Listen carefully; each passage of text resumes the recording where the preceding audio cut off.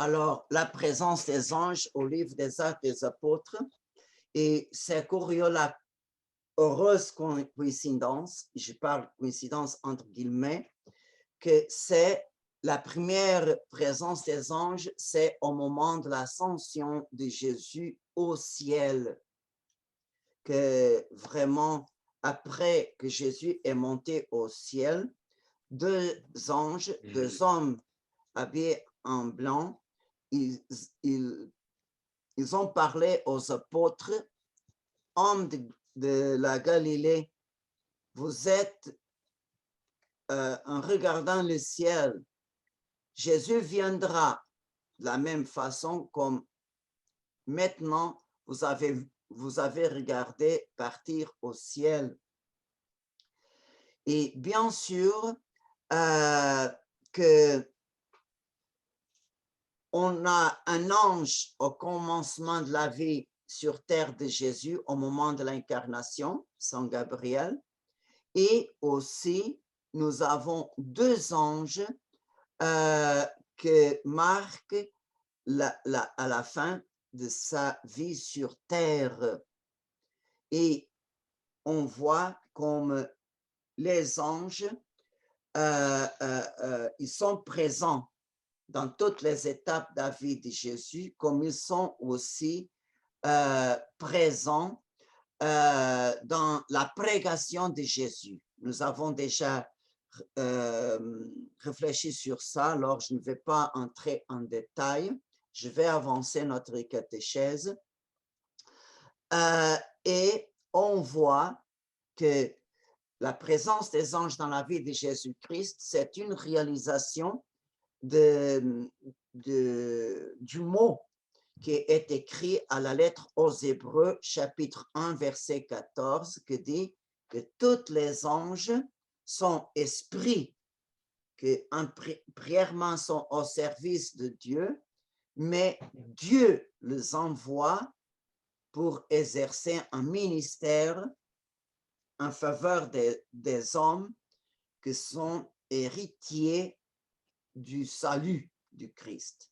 Alors, toute l'humanité est invitée à profiter toutes les grâces que le Seigneur nous a méritées par sa vie, sa prédication, sa passion, mort et glorification. Et en ces moments de l'ascension de Jésus, on voit qu'ils sont apparus comme dans son cou. Ils ont apparu et on voit cette expression que Saint Luc utilise montre la obéissance angélique à la volonté de Dieu. Dieu les a confiés à ces deux anges qui sont appelés des hommes habillés en blanc et vraiment ils sont très obéissants à la volonté de Dieu. Et la représentation des ailes des anges montre exactement la obéissance. Et on voit qu'ils sont obéissants en relation à Dieu, mais ils sont très condescendants en relation aux hommes. Et ils ont pris la même image que les anges ont pris au tombeau le matin du dimanche de Pâques. On voit qu'ils étaient décrits comme des hommes habillés en blanc, comme une tunique blanche. Alors, on voit une différence que le jour de la résurrection, les saintes femmes, elles sont toujours perturbées. Elles ont peur de cette manifestation des anges. Les anges provoquent la peur. Et même s'ils ont dit, n'avez pas peur, je vous annonce. Alors, on voit que le dimanche de Pâques, il y a cette attitude. 40 jours après, les mêmes figures, pas d'elle, seulement habillée en blanc, que parle, il n'y a pas aucune perturbation. Il y avait, au moment de l'ascension de Jésus, 120 personnes, 120 disciples de Jésus, avec les 12 apôtres et les saintes femmes. Et vraiment, les deux anges ont parlé, mais personne était perturbé ou avait peur, comme au jour de Pâques. Qu'est-ce que ça veut dire? Que pendant ces 40 jours, sûrement, Jésus ressuscité a enseigné aux apôtres les mystères du royaume de Dieu. Sûrement, les apôtres aussi, ils ont eu en ces temps-là, en ces 40 jours, peut-être une certaine familiarité avec les anges, de telle façon, ou même Jésus, peut-être, il a expliqué aux apôtres le rôle des anges dans la future vie de l'Église. Alors, on voit qu'avec les anges, les disciples, les apôtres, vraiment ont eu, et même les saintes femmes, ils ont eu un changement. Alors, on voit que pour Saint Luc d'écrire ces deux hommes habillés en blanc, c'est clair pour la communauté chrétienne primitive, n'a pas besoin de dire que ce sont des anges. C'est clair pour eux, pour ceux et celles qui étaient présents au moment de l'ascension, que c'est deux anges. Et on voit qu'ils sont habillés en blanc. Alors, ils ont pris une représentation qui était familiarisée avec les apôtres.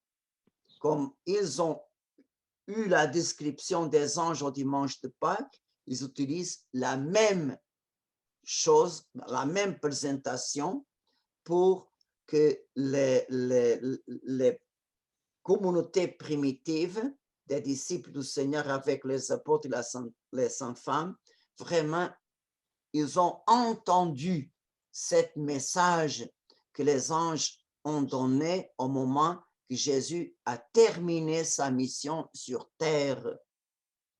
Alors, qu'est-ce que les anges annoncient? Jésus qui maintenant monte au ciel, il viendra une deuxième fois de la même façon qu'ils ont vu Jésus partir, ils vont voir le Seigneur revenir. Alors, les anges annoncent la deuxième venue du Seigneur, non comme rédempteur, comme pour quitter le péché du monde, non comme sujet à toutes sortes de contradictions, non. Il va venir glorieux, comme il même a dit, il va venir glorieux et comme le Seigneur de l'histoire. Il va venir pour juger l'humanité et en même temps juger les rôles des peuples, des nations. Et on voit que entre ces deux venues du Seigneur se situe le temps de l'Esprit, le temps de l'Église, le temps que la Bible appelle du fin des temps. Qu'est-ce que c'est le fin des temps?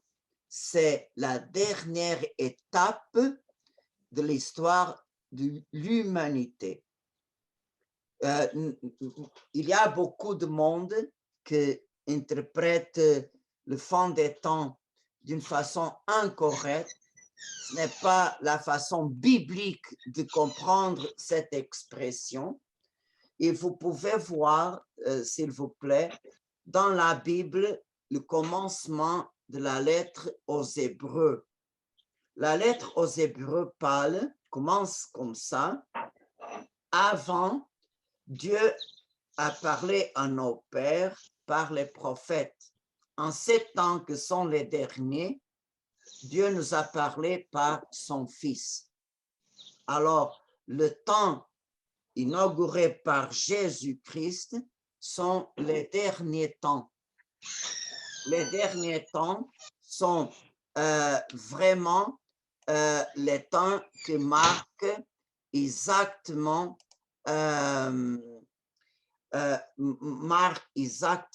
le retour de l'humanité à la maison du Père. Alors, on peut décrire l'histoire de l'humanité comme ça. C'est comme un cercle. L'humanité est sortie de Dieu et par le péché, ils ont pris la distance de Dieu. Ils ont pris tellement la distance que Dieu a choisi Abraham pour fonder un peuple et par ce peuple, son fils viendra, au milieu de ce peuple, son fils viendra au monde. Alors, on voit que la première et deuxième alliance, l'alliance avec Adam et Noé, c'est deux alliances cosmiques. Ce sont deux alliances universelles, deux alliances que Dieu fait avec les hommes et toute la créature du monde matériel. Mais on voit que ces deux alliances n'ont pas réussi parce que l'humanité a brisé ces deux alliances par le péché. Alors, Dieu reprend l'histoire de l'humanité.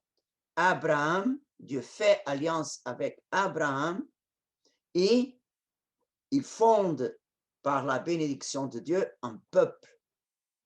Et par ce peuple va venir le salut pour toute l'humanité. Alors, on voit que l'histoire de l'homme, il s'éloigne de Dieu jusqu'au moment que son fils, que Dieu a choisi pour son fils venir au monde. Là, s'appelle la plénitude des temps, selon la Bible. Alors, la plénitude du temps marque fini le temps d'attendre pour le Messie, fini pour le temps de s'éloigner de Dieu, et par le Fils, Dieu fait une nouvelle alliance avec toute l'humanité. Alors, maintenant, nous avons une alliance cosmique et universelle qui surpasse toutes les alliances de l'Ancien Testament. Et alors, par cette alliance que Jésus a réalisée, le Seigneur vraiment, dans la plénitude des temps, il monte au ciel et envoie l'Esprit Saint. Avec la Pentecôte commence la fin des temps, c'est-à-dire la dernière étape de l'histoire des hommes. Alors, on voit, nous avons sorti de Dieu, nous avons éloigné de Dieu. Dans la plénitude du temps, Dieu établit la nouvelle alliance et par l'Esprit Saint, les fruits de la nouvelle alliance aident l'humanité à retourner à Dieu. Alors, la fin des temps signifie la dernière étape où l'humanité retourne à la maison du Père. Et ce chemin, Dieu nous a ouvert par son Fils, et le Fils est allé avant nous préparer notre place à la maison du Père. Alors, le Seigneur prépare pour chacun de nous notre place. C'est là notre destin éternel. Alors, fin des temps est le retour il faut vraiment comprendre le sens biblique pour pas embarquer en théorie qui existe aujourd'hui, que malheureusement m'arrache le cœur de voir comme aujourd'hui les gens parlent des fins des temps d'une façon très, très, très différente de la Bible. Ça me donne la peine. Et on voit que les anges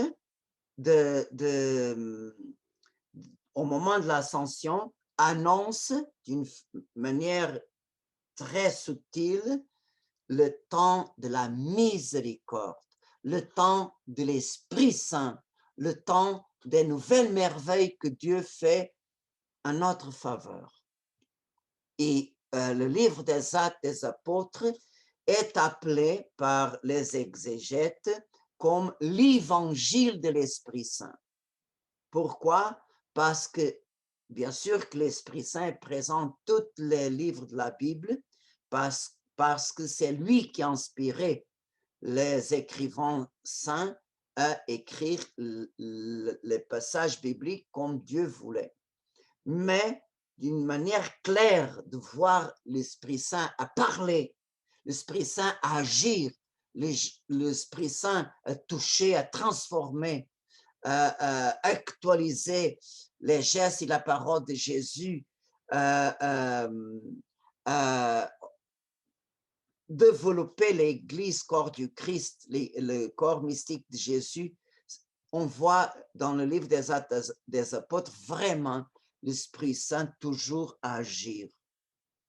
Et alors, les anges, ils ont annoncé le dernier événement au moment que termine le premier événement du Seigneur.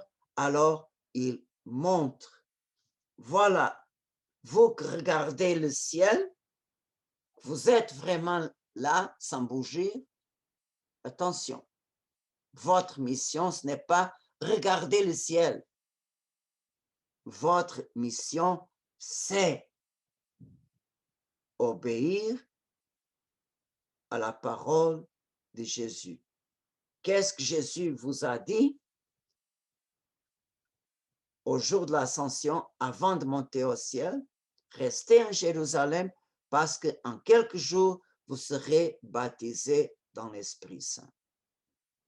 C'est là que les apôtres devront se fixer, devront se préparer pour recevoir ces dons-là.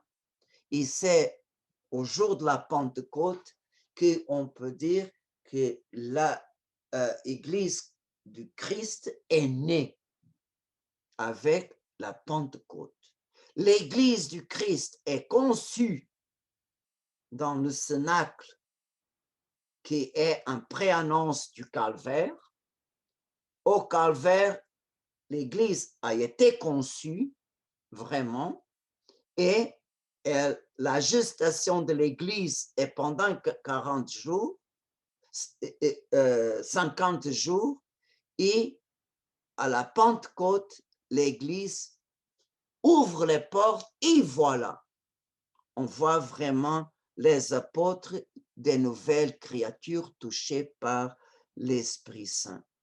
Et on voit que dans ces temps de l'Église, dans ces temps de la miséricorde, ces temps-là, on voit que le Seigneur utilise toutes ces créatures pour être son instrument.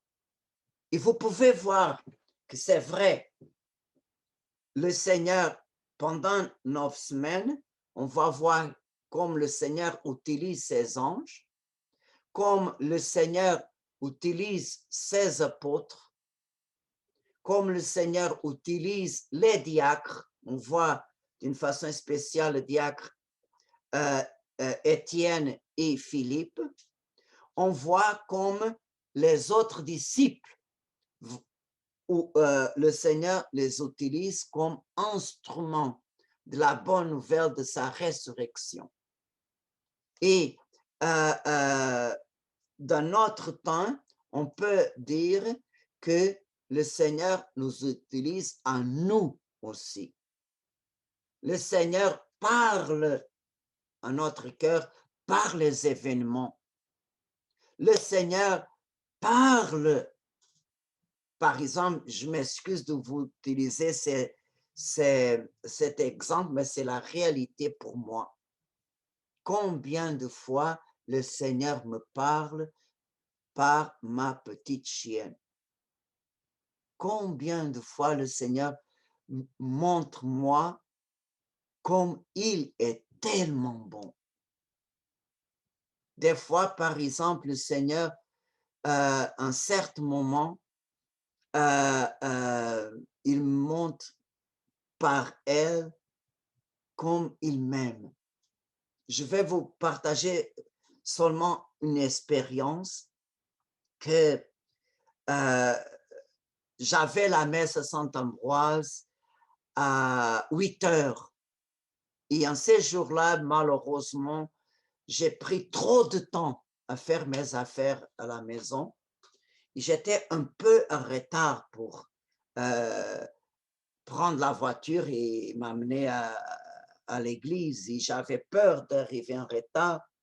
Et quand je voudrais prendre ma petite chienne pour mettre dans la cage et partir, elle a commencé à jouer avec moi. Elle courut, Or, c'était une explosion de joie et je me fâchais.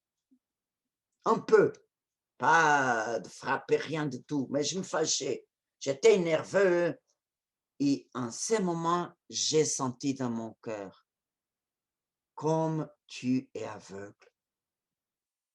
Le Seigneur t'offre pour commencer ta journée une explosion de joie, d'amour gratuit et tu n'étais pas capable d'apprécier un moment cette joie de cette créature que le Seigneur a mis devant toi. J'ai senti dans mon cœur, je suis sûr que c'était mon ange gardien qui me donnait cet avis. Et en ce moment, j'ai arrêté et j'ai dit, ah Seigneur, comme je suis aveugle, comme je perds un moment de joie, de bonheur, gratuité de Dieu pour moi. Ne commence pas ta journée énervé, apprécie le cadeau que Dieu te donne par cette créature. C'était une leçon, je vous dis au nom de Dieu que c'est la vérité. Jamais, jamais j'ai eu cette attitude d'être un peu fâché quand vraiment cette créature me va donner au nom du Seigneur cette explosion de joie, de bonne disposition pour m'aider à soulager le fardeau. Et c'est vrai, Dieu parle par les événements, par toutes les créatures. Et on peut dire que nous tous, on participe de la unique médiation de Jésus-Christ. C'est lui qui est le chemin. Pas personne va au Père sinon pour moi. C'est vrai.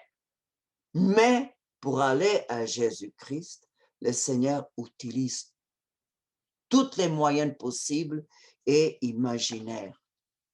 On participe, on voit boire à la source toutes les grâces que nous avons besoin pour être instruments de la divine miséricorde du Seigneur. On boit de la même source de grâce. Et aussi les anges aussi. Les anges, comme nous avons vu dans les ministères des anges, nous avons vu 5 ministères angéliques et le troisième, c'est être médiateur. Le premier ministère, adoration. Deuxième louange, médiateur, ministre de la miséricorde et ministre de la justice. Alors, dans le temps de l'Église, les anges comme ministres de la miséricorde, nous sommes en ces moments dans le temps où les anges sont à côté de nous comme ministres de la miséricorde de Dieu pour nous.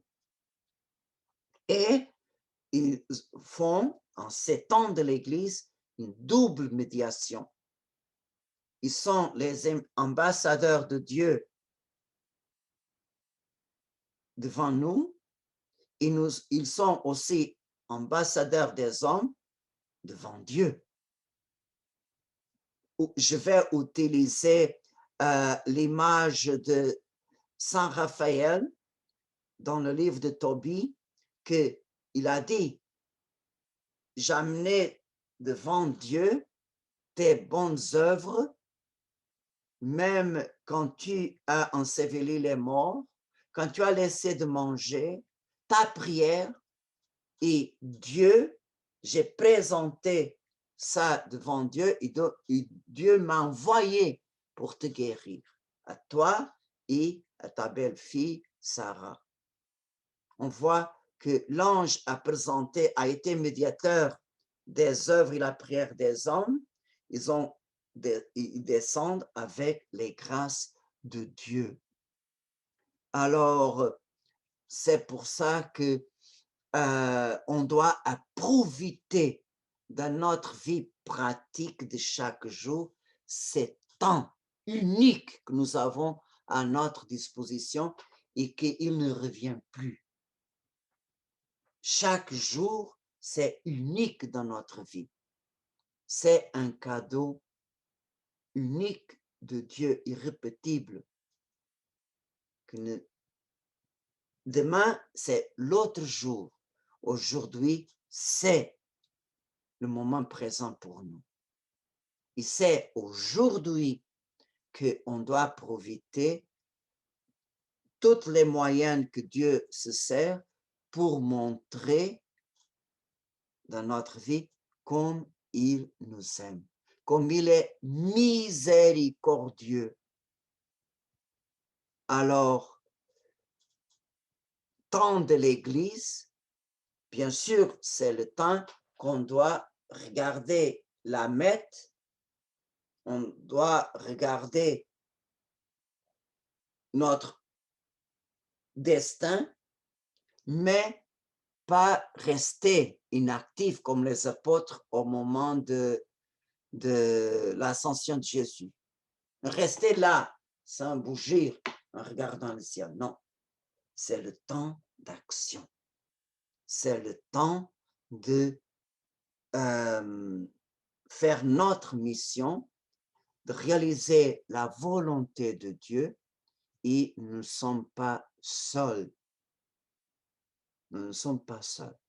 Entre toute l'aide que le Seigneur met à notre disposition, on peut être sûr que les anges sont là pour nous servir, à l'imitation de Jésus-Christ, qui n'est pas venu pour être servi, mais pour servir, pour laver les pieds à ses apôtres, ses amis. Alors, les anges sont là pour servir le Seigneur qui est présent dans notre personne. Amen.